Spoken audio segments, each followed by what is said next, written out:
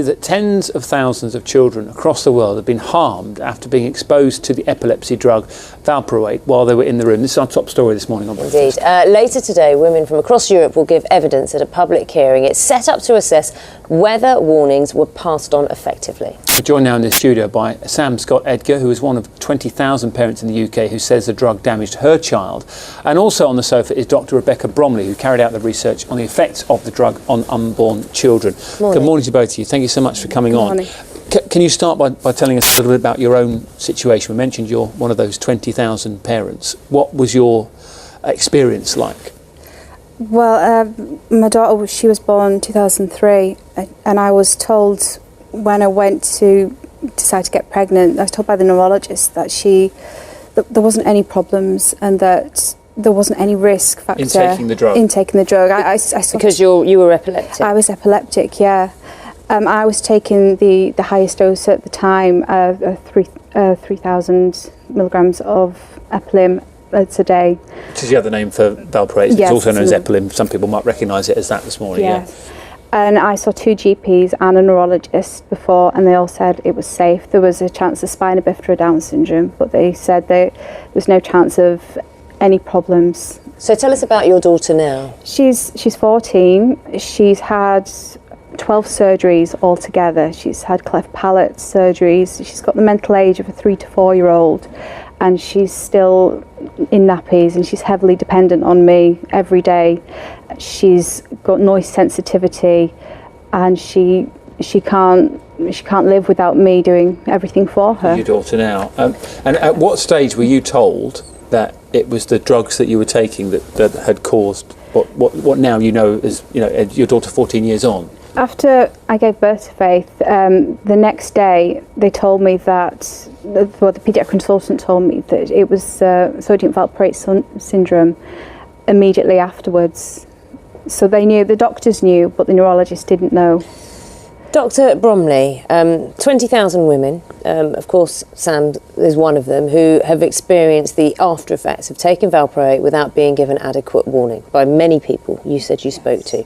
What exactly happens? How does this drug affect the fetus? And how is it not traceable or detectable?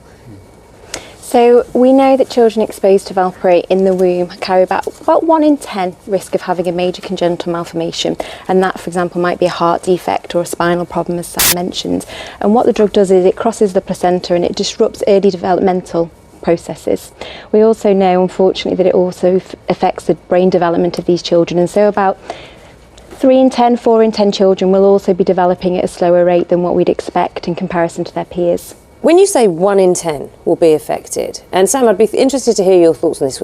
Isn't that a massive risk for any drug? It is. How has a GP and neurosurgeons not just said, do not do this? 1 in 10 is too high a risk. I mean, are there other drugs out there that have that much risk that you would say to a pregnant woman, carry on taking it? So valproate is definitely a drug that we have the most concern about at the moment. I think obviously it's been licensed for a very long time. I think the reasons why the warnings haven't come before now as clearly as what they are now is quite multifactorial. It's taken time to collect the data, it takes time to follow up children, but actually I think there's a lot of opportunities where things could have happened a little bit earlier. Let me just read a statement from Sanofi, who are the company behind the drug.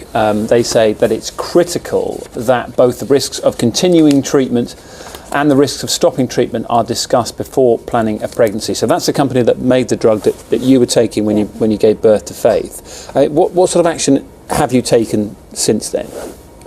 Since taking the drug, I got joined in with a class action suit, which was dropped in 2010 due to legal aid being withdrawn by the government, and since then we've just been trying to fight to get a public inquiry into the drug, because other cases have been made against other companies, the thalidomide drug, and they got justice, but they got justice several years down the line. So I think it's about time that sodium valproate got justice for their children as well. The Medicines and Healthcare Products Regulatory Agency says that, as with all medicines, the safety of valproate in pregnancy has been kept under constant review. And as new data have become available, the warnings have been updated. However, it's vital that women and girls have the latest information about the risks. We want to support healthcare professionals to give advice, which is why we've supported the creation of the Valproate Toolkit. Doctor, could you tell us about this toolkit and how it's going to change, perhaps, the information that women are receiving? Well, the toolkit has been out for about a year now. It was something that was done by the UK regulator to basically inform women directly. It also had a pack of information for healthcare professionals, and it also had information that pharmacists should have been giving out with the tablets as well. Unfortunately, what we've heard this week in the press is some of the major epilepsy charities have done a review and found out that 70% of women are reporting that they still aren't getting that information despite the fact it's been out for the last year. So the Medicines Agency in the UK and also the European Medicines Agency now are taking steps to understand why this information isn't going out. Where is the problem with the dissemination? And it's not just a problem in this country, it's a problem throughout Europe. Sam, what would a positive result from this case mean for you and Faith? A positive result would be getting the awareness of these drugs, because if this drug was made aware and it had consequences for their actions, then it means other drugs companies will learn from their mistakes. So it betters everybody all round, and it just means that there's somebody has took acceptability, for what's happened, which is what everyone wants. Everyone wants the justice for these children, and no one's hold their hands up to say it was our fault. Well, thanks for coming on and talking about it. I know it must be difficult because, I'm sure you go through it an awful lot in your mind. If you'd have known, then you wouldn't have taken that drug at the time. So thank you so much for coming on, being so honest and open with us this morning. Really good to talk to both of you. Thank you. Bromley, thank you.